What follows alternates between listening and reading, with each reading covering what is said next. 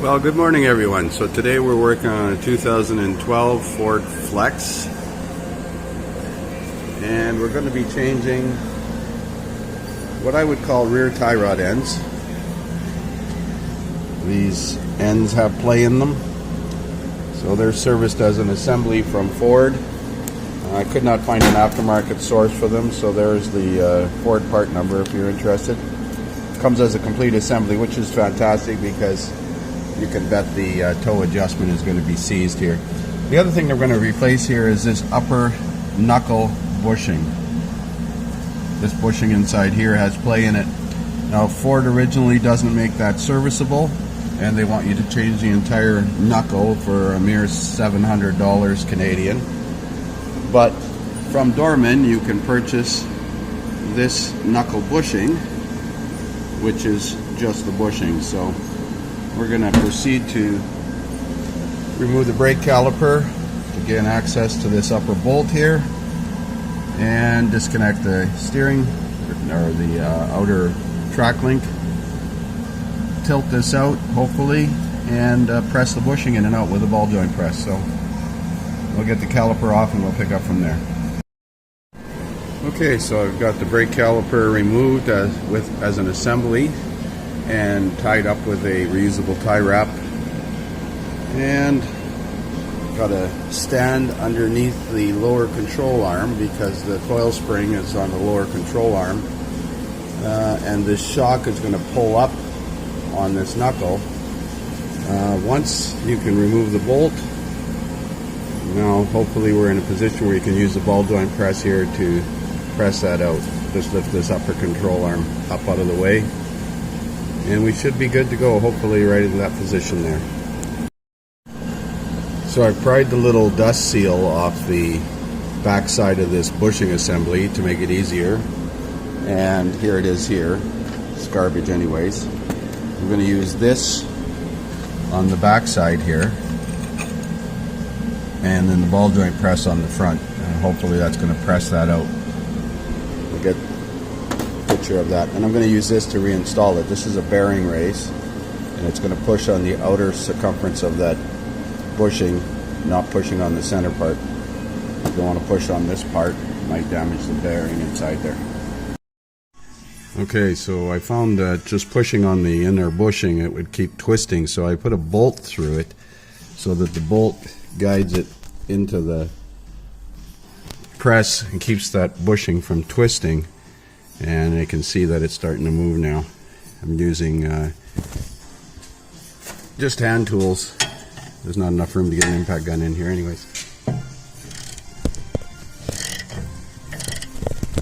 Pretty hard to do this. Yeah, that's working pretty good.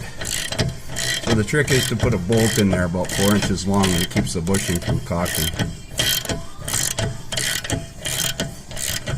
Of course, we won't need that to press it back in because it's going to be pushed on the outside race instead of the inside.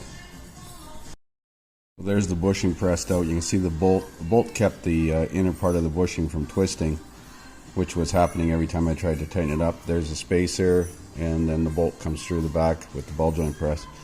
Using it that way, I'm not going to bother taking the seal off on the other side. It won't matter.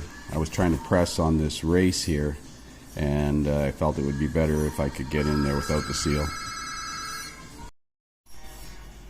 So I've cleaned the corrosion around the entrance side of that bushing, and if you look at this new bushing, it has a chamfer on one side, on the left side here, so that's going to help start it in square. I'm going to use this old bearing race which fits the outer size of that bearing perfectly, and hopefully press it in. So there's the bushing pressed about halfway in now. I used a cup on this side, a bearing race. I had to grind the bearing race to clear that ear for the brake caliper, and it's about halfway in. I'm going to have to add a spacer here because that cup's not deep enough to accept that bushing on the other side. So there's the bushing installed all the way. It's flush on both sides. I did remove the axle nut on this side, thinking that I might need to pull the axle out a little bit, but I don't think that's completely required, as it didn't hardly move at all. don't think it made any difference. So I guess it's just a reverse, a reassemble now. So the service literature suggests that that bolt needs to be replaced. So there's a new bolt and nut in there. Torque is 98 foot-pounds. Now this is not a bonded bushing, so it can be tightened in any position. It actually has a ball and socket in there, allows it to rotate. The torque on the outer wheel nut, axle shaft nut, is 258 foot-pounds. It's suggested to replace that nut too as well. I've used Loctite on it, so I'm going to torque that up to 258. So there's the toe link removed, toe link assembly, and the replacement one behind it.